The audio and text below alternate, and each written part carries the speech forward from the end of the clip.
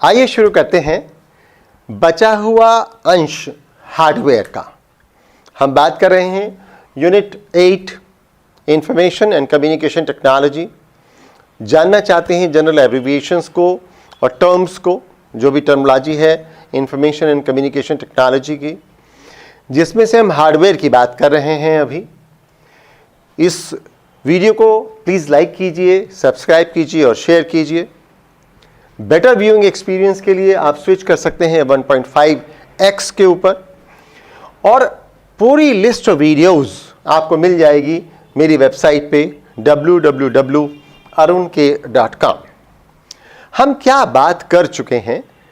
हम बात कर चुके हैं तमाम इनपुट डिवाइसेस की, CPU की, आउटपुट डिवाइसेस की, कुछ बसेस की, वगैरह वगैरह।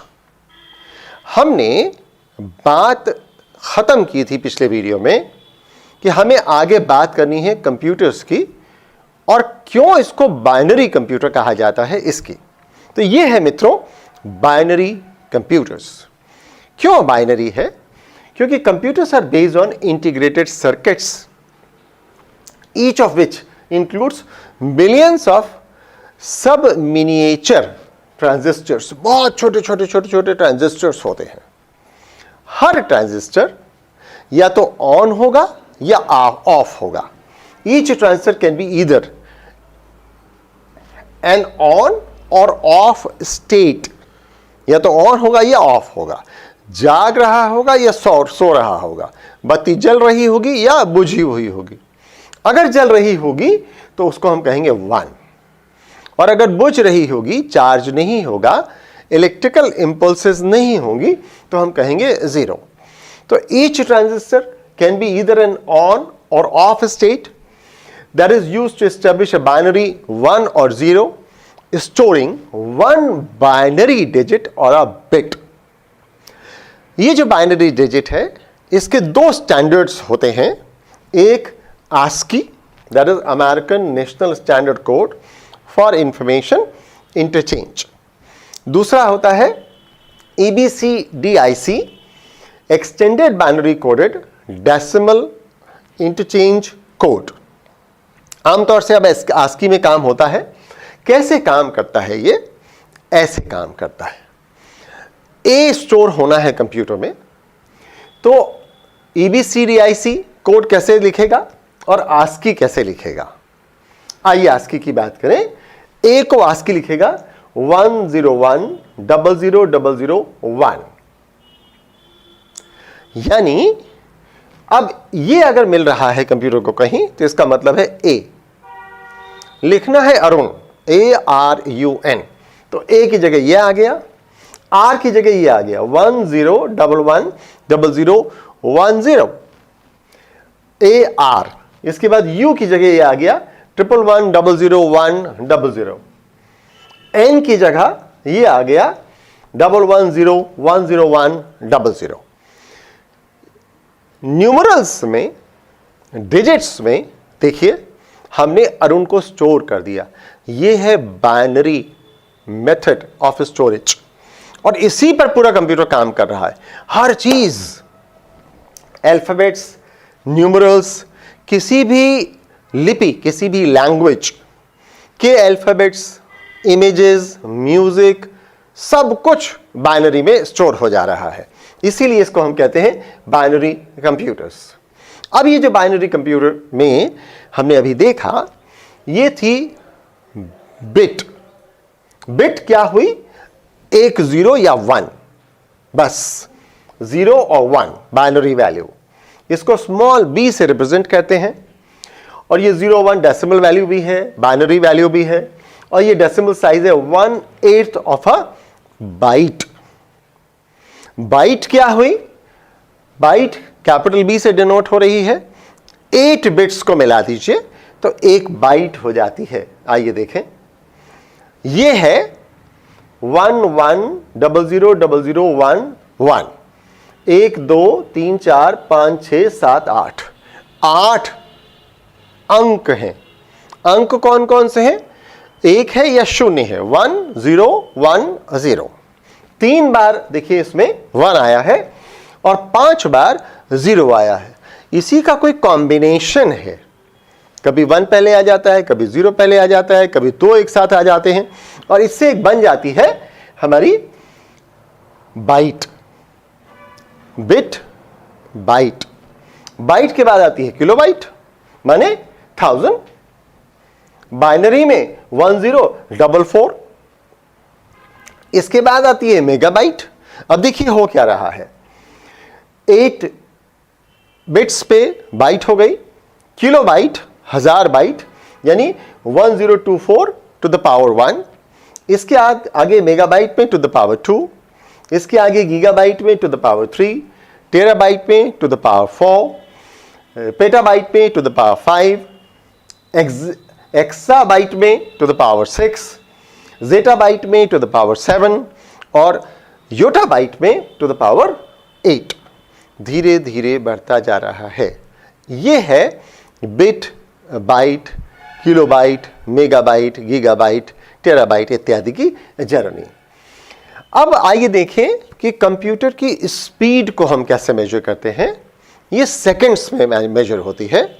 जो टाइम इसको रिक्वायर्ड है कंप्यूटेशन के लिए, उसको हम देख के चलते हैं। So unit of measurement, time is represented in fractions of a second. अभी तक तो हमने जाना कि 1 घंटे में से 8 मिनट, 1 मिनट में से 8 सेकेंड, लेकिन 1 सेकेंड में 11,000 मिली सेकेंड्स। एक माइक्रो सेकेंड क्या है? 1 सेकेंड का 11,000 वहां हिस्सा।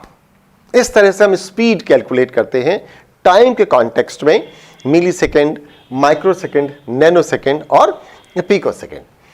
ये तो 2 बातें हुई जहां हम नापते हैं कि कैसे कैसे होता है। अब जो स्पीड है कंप्यूटर की, उसको आइए देखें कैसे मेजर किया जाता है। तो it is being measured in terms of the machine instruction cycle. The cycle of processing is called machine instruction cycle and its speed depends on the following 4 factors। 4 factors पे इसकी स्पीड डिपेंड कर रही है। क्या क्या factors हैं? Computer आपको तेज काम करने वाला चाहिए।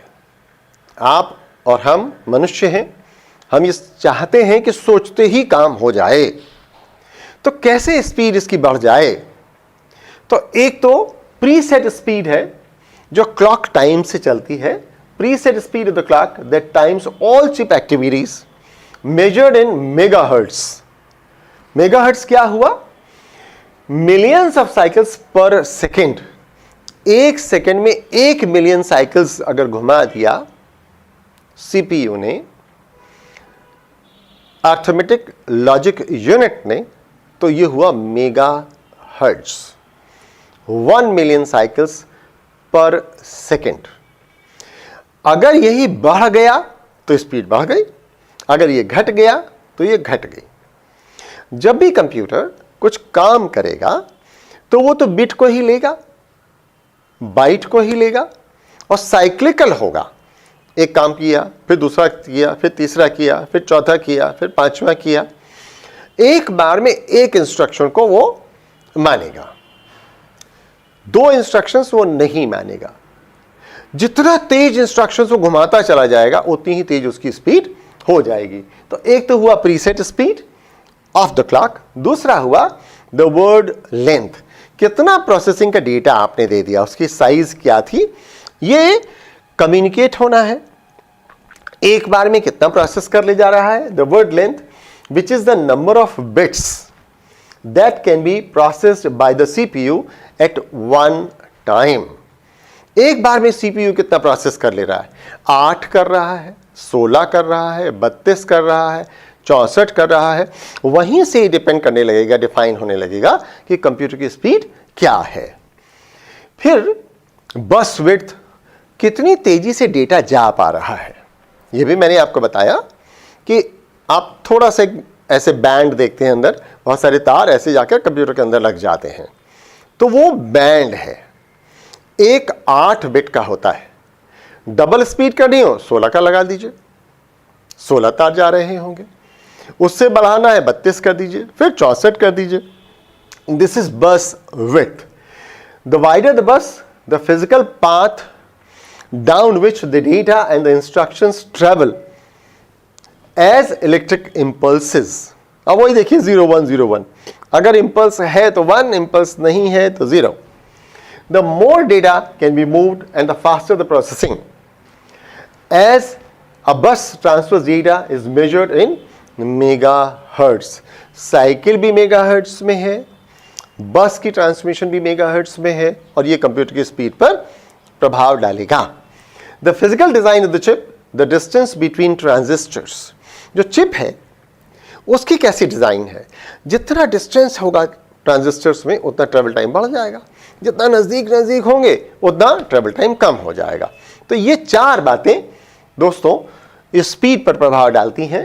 एक the preset speed of the clock, दूसरा द वर्ड लेंथ, तीसरा द बस विड्थ, एंड चौथा is the physical design of the chip. अब आइए देखें कि कंप्यूटर्स कैसे विकसित हुए। Evolution of computer hardware. The computer hardware has evolve through stages, या इवॉल्व होता रहा, हमने बाद में उसको स्टेजेस में बांट दिया और उसको जनरेशंस कह दिया।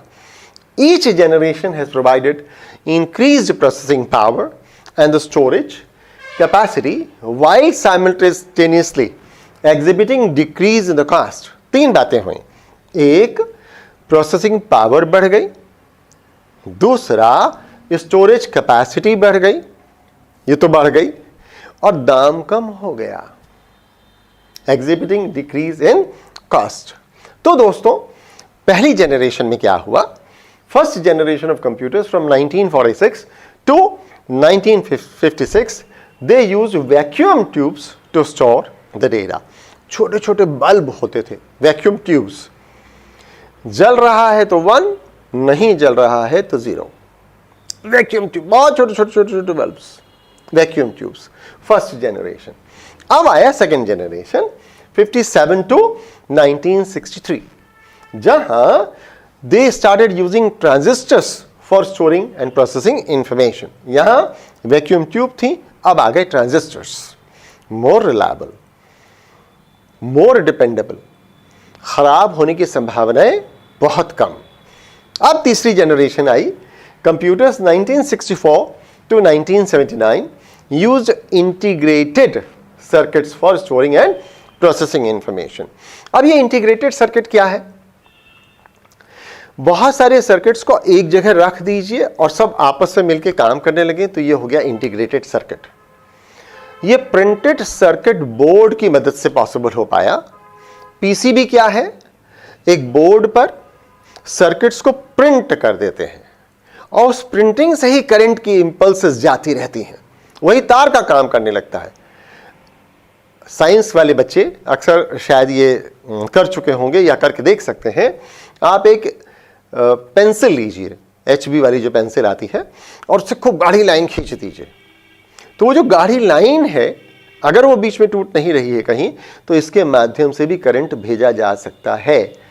ये सुचालक हो जाता है, हाई इंडक्टर होता है, और इसकी मदद से भी भेजा जा सकता है। तो अब इसका फायदा कहाँ उठाया कि बोर्ड पर सर्किट को प्रिंट कर दिया और उसी सर्किट से करंट जाने लगा, इंपल्सेस जाने लगी। ये थर्ड जनरेशन हुआ।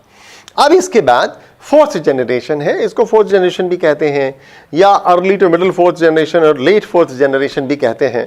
क्या हुआ, early to middle fourth generation में 1980 to 1995 use very large scale integrated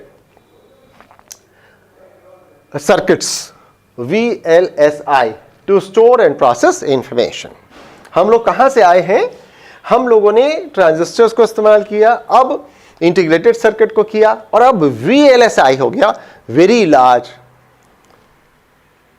scale integrated circuits. फिर आया late fourth generation, computers 1996 to the present में भी से आज कहिए, आज तो खैर फिफ्थ जनरेशन आ गया है, to use grand scale integrated. अब हम ग्रैंड स्टेट इंटीग्रेशन से भी आगे बढ़कर पैरेलल प्रोसेसिंग पर आ गए हैं, which is known as fifth generation modern computers. of computers are used massively parallel processing to process multiple instructions simultaneously. बहुत सारे instructions को एक साथ हैंडल करने जा रहा है. ये हुई दोस्तों 5 generations. टाइप ऑफ कंप्यूटर्स कौन कौन से हैं? तो एक है सुपर कंप्यूटर, बहुत बड़ा कंप्यूटर. क्या करता है? जो बहुत ज्यादा प्रोसेसिंग पावर वाला है. The primary application of super computers has been in scientific and military work. वो जलवायु वाले में और साइंटिफिक रिसर्चेस में और मिलिट्री वर्क में इसका इस्तेमाल होता रहा है. फिर आए मेन फ्रेम्स नेक्स्ट, उससे कम कैपेसिटी का और नॉट एज पावरफुल जैसे कि सुपर कंप्यूटर्स होते हैं. वे यहाँ क्या हो रहा है? लार्ज कॉरपोरेशंस, बड़ी बड़ी कंपनियां, where data processing is centralized and large databases are maintained, are using it. They are using mainframes. अब आप सोचते हैं कि जो Amazon है या जो Facebook है वो कहाँ चलता होगा? वो इसी तरह के कंप्यूटर्स पे चलेगा, मेन फ्रेम्स पे. उससे नीचे नहीं चल पाएगा, जितनी प्रोसेसिंग हो रही है लगातार. फिर आए हमारे पास mini computers. They are similar, they are comparatively lesser powerful computers, are smaller and less expensive than the mainframe computers. They are usually designed to accomplish scientific specific tasks such as process control engineering applications. इसके नीचे आए servers. अब पूरी दुनिया servers पर चल गई, जिसको हम क्लाउड कंप्यूटिंग कहते रहते हैं. हो क्या रहा है कि कहीं कोई एक बड़ा सर्वर लगा हुआ है जिससे कोई भी क्लाइंट कभी भी कनेक्ट कर सकता है इंटरनेट की मदद से, और अब उसकी प्रोसेसिंग और डेटा स्टोरेज सब इस्तेमाल कर सकता है. तो ये हो गए सर्वर्स. तो typically support computer network enabling users to share files, software, peripheral devices and other network resources. अब यहां एक सर्वर से जब काम नहीं चला तो हमने सर्वर फार्म्स बना लिए. एक की जगह 2 लगाए, 2 की जगह 4 लगाए, 4 की जगह और बढ़ाए, बढ़ाते गए. अब बहुत सारे सर्वर, सैकड़ों सर्वर लग गए. क्यों लग गए? एक सर्वर काम नहीं कर पा रहा है, उसके ऊपर लोड ज़्यादा आ गया तो ऑटोमेटिकली दूसरे सर्वर पे चला जाएगा. दूसरा भी नहीं कर पा रहा है तो तीसरे पे चला जाएगा. तीसरा भी नहीं कर पा रहा है तो चौथे पे चला जाएगा. तो इस तरह से हमारे पास सैकड़ों सर्वर्स लगे हुए हैं. कैलिफोर्निया में, सिंगापुर में, अब तो लगभग हर देश में. हमारे यहाँ भी बंजारा हिल्स हैदराबाद में बड़े बड़े सर्वर फार्म्स हैं जहाँ पूरा बैंकिंग नेटवर्क वहीं से गवर्न होता है और चलता है. सर्वर फार्म्स वहाँ लगे हुए हैं. फिर आया work station, little lesser capacity computer from as compare to the server. हमारे डेस्कटॉप या लैपटॉप से थोड़ा ज़्यादा, जो डेस्कटॉप पे ही रखा जाएगा लेकिन उससे बहुत सारे पेरिफेरल डिवाइसेस जुड़ जाते हैं. Provide high levels of performance to technical users such as designers and typically based on RISC, Reduced Instruction Set Computing. तो एक स्पेसिफिक पर्पस के लिए बना, डिजाइनिंग के लिए बना, और कुछ काम नहीं करता है और डिजाइनिंग फटाफट करता रहता है. फिर इसके बाद दोस्तों आए माइक्रो कंप्यूटर्स. आमतौर से जो हम इस्तेमाल करते हैं, जो देखते हैं, जो हमारे अनुभव में आते हैं, वो सब है माइक्रो कंप्यूटर्स. और personal computers, PCs. They are smallest and least expensive category of general purpose computers. They may be subdivided into multiple classifications. Here we have 5 classifications: desktop, thin clients, laptops, notebooks and mobile devices. एक एक करके. Desktop क्या है? जो आप desk पर रखकर चलाते रहते हैं. कंप्यूटर रखा हुआ है, मॉनिटर रखा हुआ है, नीचे CPU है बड़ा, और आप कीबोर्ड से या माउस से उसको चलाते जा रहे हैं. ये हुआ डेस्कटॉप, माने डेस्क के टॉप पर रखने वाला. इसके बाद हुआ थिन क्लाइंट. थिन क्लाइंट क्या है? जैसे ये कंप्यूटर में इस्तेमाल कर रहा हूं, ये थिन क्लाइंट है. इसी के अंदर प्रोसेसर है, कोई कीबोर्ड अटैच नहीं है, चाहे तो अटैच कर सकते हैं USB पोर्ट से, और यही पूरा अपने आप में काम कर दे रहा है. थिन क्लाइंट ये इंडिपेंडेंट भी हो सकता है, किसी नेटवर्क से भी जुड़ा हुआ हो सकता है. फिर आए हमारे पास लैपटॉप्स, जो आप खुद देख ही रहे हैं. आदमी बैग में रख के चल देता है, सूटकेस में रख के चल देता है, और पूरा कंप्यूटर वो होता है. उससे भी छोटा हो जाता है तो वो नोटबुक हो जाता है, और उससे भी छोटा हो जाता है तो मोबाइल डिवाइस हो जाता है, जो हमारी आपकी जेब में लगातार पड़ा रहता है. तो डेस्कटॉप हुआ, फिर थिन क्लाइंट सिस्टम्स हुए. They are the desktop computer systems, they do not offer the full functionality, but one type of thin client is the terminal जो मैं अभी यूज कर रहा हूं. Another type of thin client is network computers. है desktop की तरह से, लगा रहेगा लेकिन इसमें प्रोसेसर नहीं है. और फिर लैपटॉप कंप्यूटर्स हैं जो स्मॉल है, इजीली पोर्टेबल है. फिर नोटबुक्स हैं और मोबाइल डिवाइसेस हैं, जैसे की बात हम जानते हैं. Tablet PC technology runs touch sensitive displays. जैसे देखिए ये टच सेंसिटिव है. फिर इसके बाद क्या हो सकता है, एक और तरह का मोबाइल डिवाइस, वियरेबल कंप्यूटर्स. आजकल तो खैर हमारा मोबाइल भी सब टच स्क्रीन वाला आ गया. फिर वियरेबल कंप्यूटर्स हो सकते हैं जैसे रिस्ट वॉच, या आप हो सकता है आपने फ्लाइट में देखा हो या ट्रेन में देखा हो, एक कंप्यूटर होता है वो हाथ में पहने रहते हैं, उसी में सब काम करते रहते हैं. स्कैनर्स लोग पहने रहते हैं, उसी से स्कैन करते रहते हैं. ये वियरेबल कंप्यूटर्स हो गए.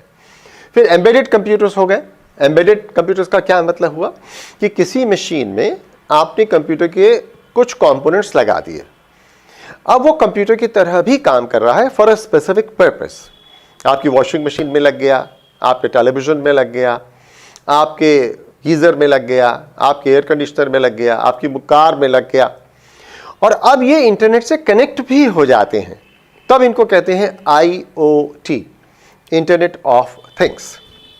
फिर है एक्टिव बैजेस, जो स्मार्ट कार्ड आप लटकाए घूमते हैं, आपने देखा होगा कर्मचारी, उसी में स्कैन भी हो जाता है, उसी से सारा डेटा फेच कर लेता है कंप्यूटर और समझ लेता है कि ये आदमी कौन है.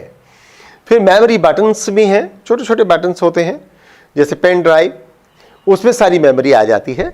स्मार्ट कार्ड्स होते हैं जैसे आपका डेबिट कार्ड या क्रेडिट कार्ड, और फिर छोटे छोटे CPU उसी स्मार्ट कार्ड के अंदर एडेड रहते हैं. दोस्तों ये सारा जो हो रहा है, इसको गॉर्डन मूर ने 1965 में ही कुछ कहा था. 1965 में गॉर्डन मूर ने क्या कहा, क्या प्रेडिक्ट किया कि 3 बातें होंगी. क्या हर 2 साल में प्रोसेसिंग डबल हो जाएगी कंप्यूटर की, स्टोरेज डबल हो जाएगा या कई गुना हो जाएगा, और प्राइसेस आधे रह जाएंगे. इसको कहते हैं Moore's law. Gordon Moore's 1965 prediction that the microprocessor's complexity would double approximately every 2 years is based on the following changes. क्या changes आएंगे? Increasing miniaturization of transistors, छोटे छोटे transistors इस्तेमाल होंगे. Compacting the physical layout of the chips, components decreasing line width and using better conducting materials. तो इस तरह से कैपेसिटी हर 2 साल में बढ़ती चली जाएगी और दाम धीरे धीरे कम होते चले जाएंगे. तो दोस्तों इस तरह से आज इस वाले वीडियो में हमने क्या देखा, हमने इस वाले वीडियो में देखा कि बाइनरी कंप्यूटर्स क्या हैं, यूनिट्स ऑफ मेजरमेंट क्या हैं, मशीन इंस्ट्रक्शन साइकिल्स क्या होती हैं, कैसे स्पीड पे असर आता है, इवोल्यूशन ऑफ कंप्यूटर हार्डवेयर कैसे कैसे आया, जनरेशंस क्या हैं, किस किस तरह के कंप्यूटर्स होते हैं, और मूर्स लॉ क्या है. मेरी वीडियोस को लाइक कीजिए, सब्सक्राइब कीजिए, शेयर कीजिए और पढ़ते रहिए, तैयारी करते रहिए. जल्दी ही आता हूं आपके पास अब सॉफ्टवेयर से रिलेटेड वीडियोस लेकर. Thank you very much.